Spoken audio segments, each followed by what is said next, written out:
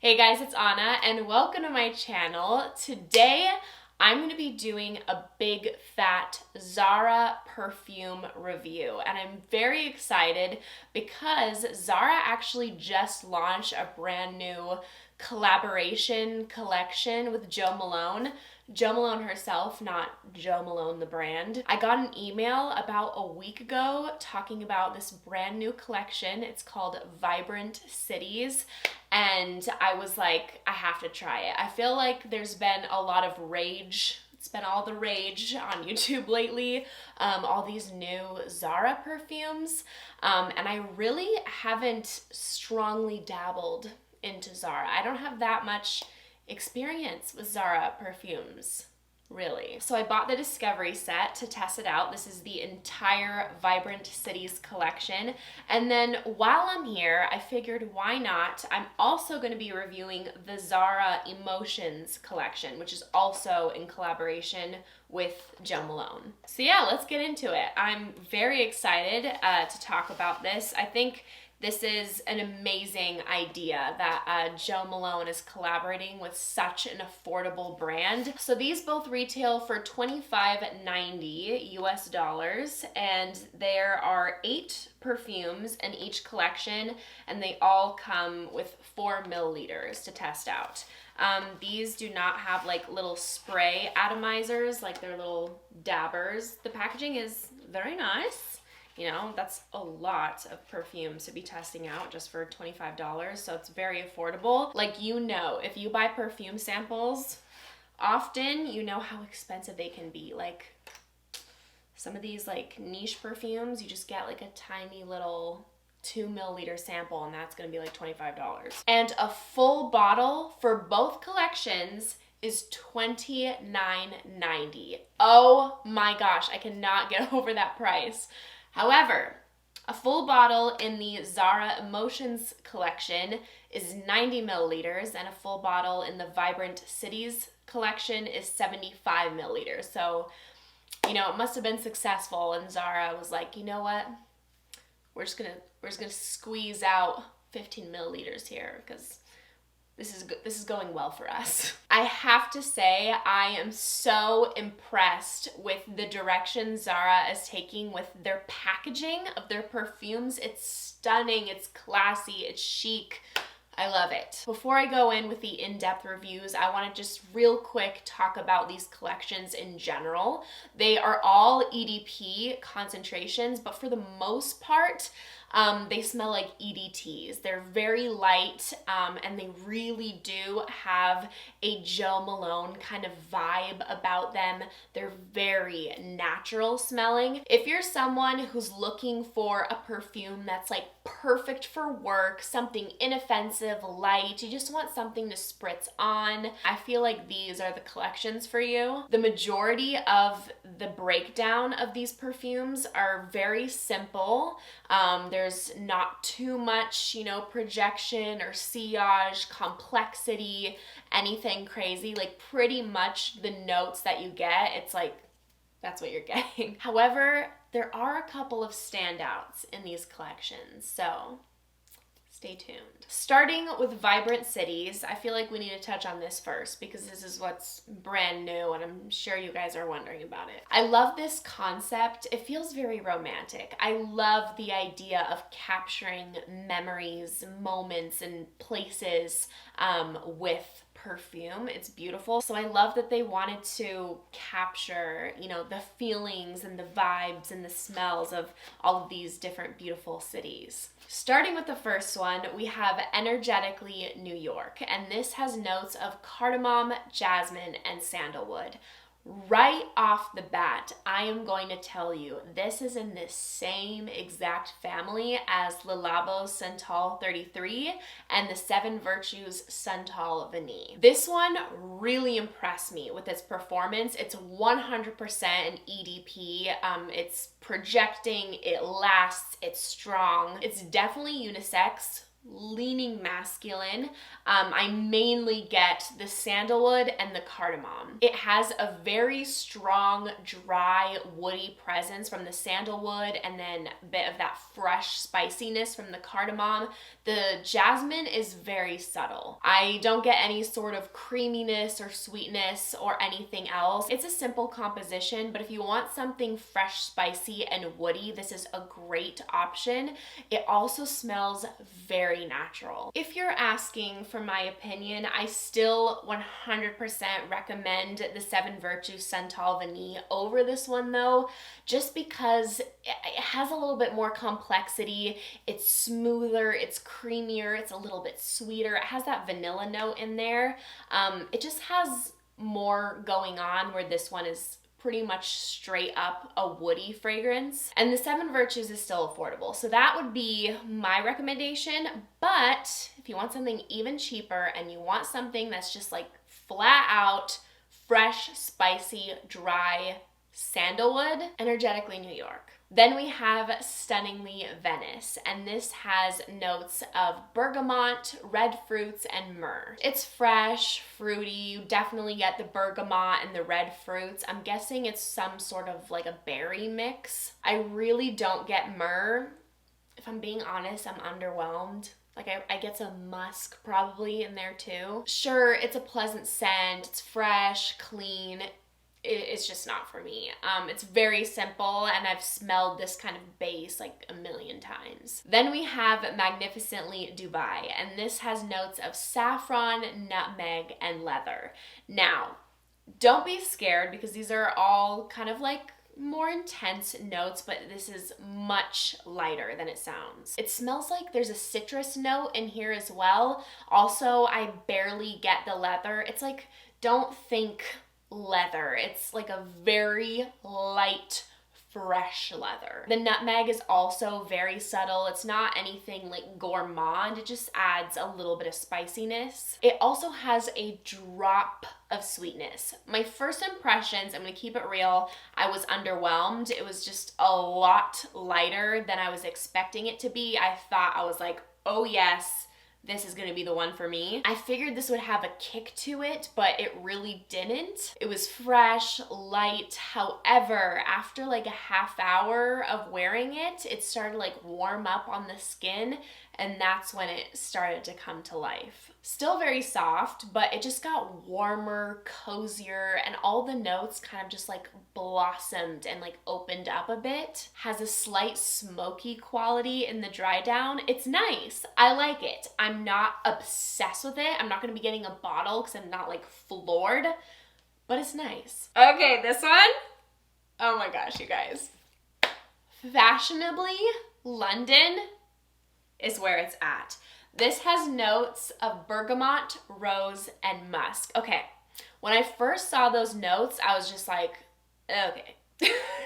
I was like not impressed at all. I had no hopes because I'm just like, another women's perfume, like groundbreaking. But oh my gosh, it is beautiful. I love this one. It truly gives me Parfum de Marly, Delina La Rosée vibes. First of all, all those notes are in Delina La Rosée.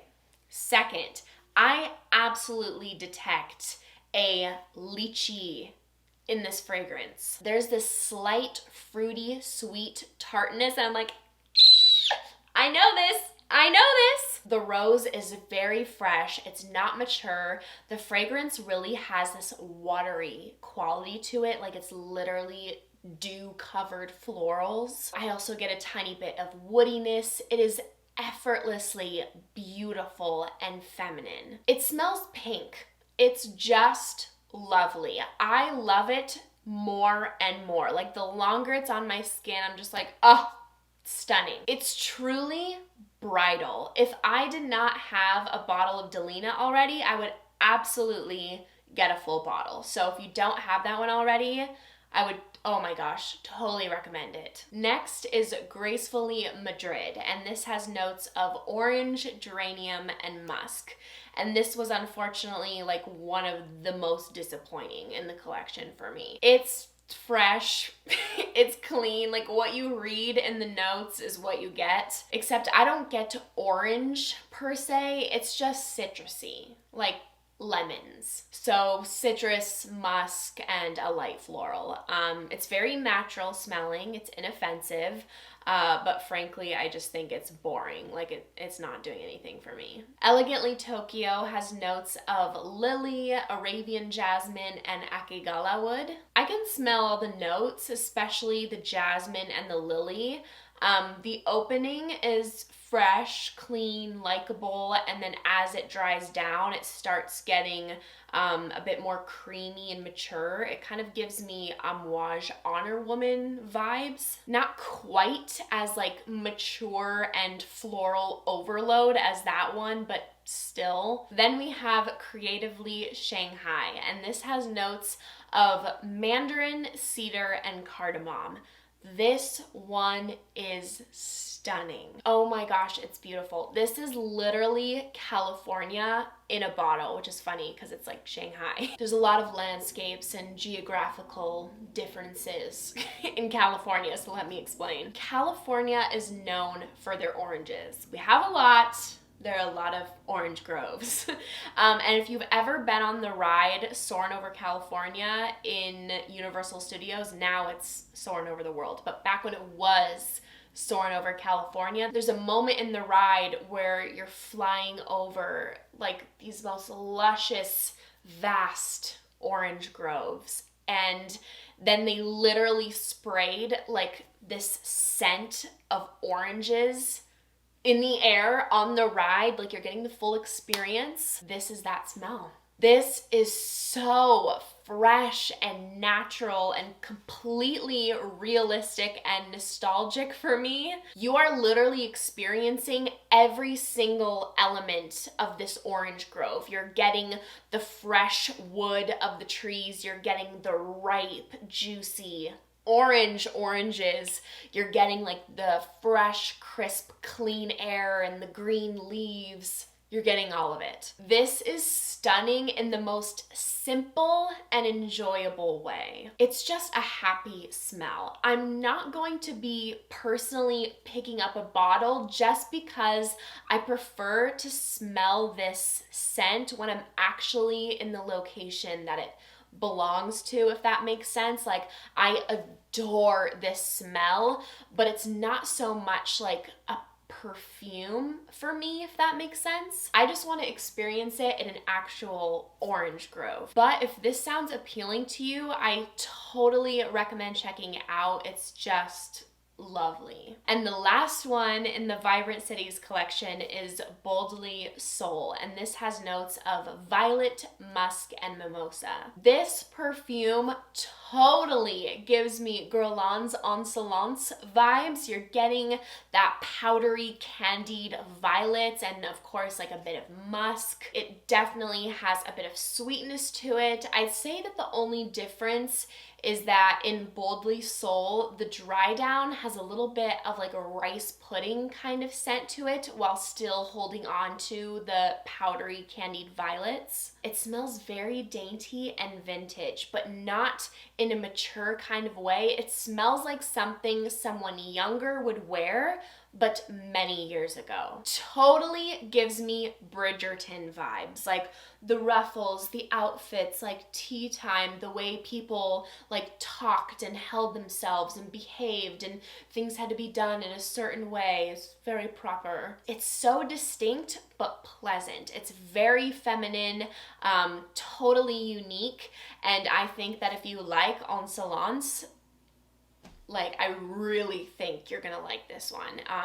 This is like really an affordable way to go for that perfume. Moving on to the Zara Emotions collection, we're gonna start with Fleur de Patchouli, and this has notes, of course, of patchouli, peony, and gaiac wood. This one is lovely. It's very likable. It would be perfect for work or in a day-to-day kind of scent.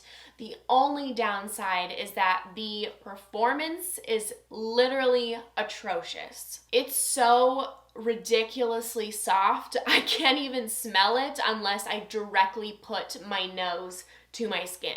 Don't let the patchouli scare you. It's nothing too loud or earthy. It's a very similar type of patchouli that's in Flower Bomb. This perfume does not smell like Flower Bomb at all. I'm just saying that kind of patchouli reminds me of that, but it's like a much more watered down version of that. I get the peony, and the wood note is like, it's like a whisper. I can definitely pick up on a subtle sweetness. It's not listed, but if I would guess, I think there's like an orchid note in here. This is so ridiculously soft. It's scented water. Like I don't even see the point, I'm sorry. It's unfortunate because I really did enjoy the scent. The opening is a lot better than the dry down. The opening has more character, it's lovely, it's feminine, and then in the dry down, it just kind of smells like a nice soap. Vetiver Pamplemousse has a vetiver, grapefruit, and mandarin. I don't have much to say about this one because it is truthfully a very authentic, slightly bitter, very tart grapefruit. That's basically all I get, with like a smidgen of vetiver and mandarin. So if you want to smell like a literal grapefruit, I've never smelled any other perfume that is so true to being a grapefruit. It smells really nice. You know, it's not for me because I like to have more going on with my fragrances, but it smells nice. Bohemian Bluebells, lavender, sandalwood, and musk. I really don't like this one. It is very soapy, powdery, floral, herbal in a very mature kind of way. The main thing that I get is lavender, and then, you know, I get musk. Truthfully, it just smells dated to me. It smells like a lotion or perfume that you would find in an antique shop covered in dust. Moving on. Ooh, this one's interesting. Waterlily Tea Dress, bergamot, spearmint, and musk. The name could not be more perfect. Like anything you are envisioning right now, I'm pretty sure that's like what the perfume smells like to a T. This is nice. It's not my kind of scent, but it's nice. It's very fresh, aquatic, white floral, a bit green. You do pick up on the mint, and it has a little bit of like a green tea quality. You know what? It smells a lot like an unsweetened mojito. I can literally taste it as I smell it. You're totally getting like the limey quality from the bergamot. Obviously, you know, the mint is in here. It's like you literally just plucked fresh mint from the garden. You know, it's all covered in water. You're rinsing it out, you know, cleaning it as you should. And then, you know, you're like ripping the mint leaves to put them in there. So it's like, you know, that smell when you just rip mint leaves? It's just like, I'm so weird. You know that smell. You know what I'm talking about. That like fresh, crisp burst of mint. It's a very unique scent. I have never smelled a perfume like this. I feel like I'm going to butcher this name, but Fleur d'Orange. Can you guess what's in it? Orange blossom, neroli, and ylang ylang. With this, I literally just get orange blossom and neroli. Surprisingly, I don't loathe it because, you know, it's interesting because both of these notes I hate in perfumes, but all of these notes are so natural smelling. Like they literally just smell like they've been plucked straight from nature and then put into a perfume. So for that reason, I don't hate it. You know, I'm not getting like the usual cough syrup vibe that I'm getting from orange blossom often, or, you know, that like sharp bitterness from neroli. This literally smells like you are just sticking your head in a basket of orange blossoms with a dash of neroli. Even though this one isn't bad, it smells pleasant. It's a boring scent to me. However, if you're looking for something that is strictly orange blossom, this is it. But if you are going for orange, I would absolutely recommend Creatively Shanghai over this one because I just much prefer that one and I really enjoy it. Amalfi Sunray, bergamot, orange flower, and mandarin. Jo Malone really loves her citruses. This one I unfortunately was majorly unimpressed with. It's a citrus that just lies flat for me. I get bergamot, mandarin, and lemon.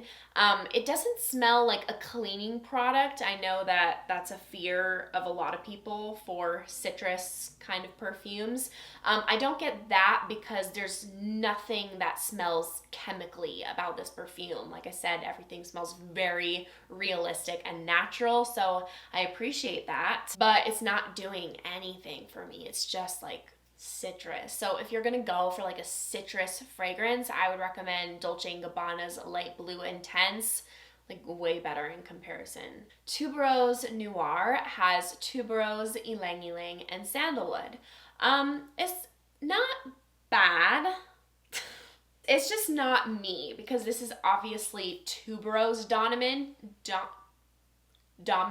and I like tuberose, but in order for me to love it, it needs to be blended with a lot of other notes. And this is mainly tuberose and soft ylang ylang. The tuberose isn't as mature and dense and creamy as it is in a lot of other tuberose fragrances that I've tried, but like, so it's a softer take to that, but it still has those elements because it's tuberose. Like, that's just what tuberose is. It's a simple fragrance. There's not much to it. Ebony Wood, the best for last. I already have a bottle on its way. Ebony Wood. Oh my gosh. Truthfully, I'm not gonna lie to you guys. This was the fragrance that got me interested to do this video in the first place, because I was seeing Ebony Wood on all these people's Instagram pictures, and it just looks beautiful. The bottles are beautiful, and it was getting a lot of hype. And if you know me, I love my woody fragrances. She did not disappoint. Oh my gosh, I love it. This has notes of pink pepper, ebony wood, and clove. This scent is so comforting to me. It reminds me of walking through a forest in the Netherlands. In the opening, you're mainly getting, you know, the ebony wood with a drop of sweetness. It also has this like smooth black licorice undertone, but it's not too much. It's blended really well, and black licorice is also a popular candy in the Netherlands. And when I'm talking about a forest, I'm talking about exclusively the wood in the forest. Like, I'm not talking about the leaves. You're not getting any green notes. And then the second time I wore it, I could pick up on the pink pepper and the cloves. But this forest is lush, it's hydrated, and you really get this rich, dark ebony wood with this bit of addictive sweetness, and as it warms up on your skin, it gets even sweeter. This is not your typical woody perfume. It's a simple composition, you know, it's not too crazy and complex, but it is completely unique. I've never smelled another perfume like it. The mood so perfectly fits fall and winter. Oh my gosh, it's stunning. It would be amazing for layering, but I'm also going to be wearing the absolute shit out of it on its own. Totally unisex. It smells expensive. Does not smell like $29.90 in the slightest. It definitely has this kind of niche quality to it. It's definitely an EDP concentration, like they all are, but I mostly get like EDT performance with the majority of these perfumes. This one is definitely an EDP. I accidentally overdid it one day because the rest of the scents are like so light in comparison for the most part. And I low-key choked myself out a little bit. So like, you don't have to go crazy with this to work. I'm so impressed with this perfume because normally, like, looking at these notes, you would expect it to be very dense and heavy and rich. And even though, you know, it holds on to like that richness, it has that great quality, it's not overbearing, and it's truly something you can easily wear day to day. I don't know how they did it, because they made this rich perfume smell so wearable and easy, yet it doesn't smell watered down at all. It really does smell expensive. Oh my gosh, I love it. So that is my review on these two collections. Let me know your thoughts. Thank you guys so much for watching. If you enjoyed, make sure to give this video a big thumbs up and make sure to subscribe down below if you haven't already. If you want to see me in any more videos, I would appreciate it so, so much. I hope you guys are having an amazing day, and I hope to see you in my next video. Bye!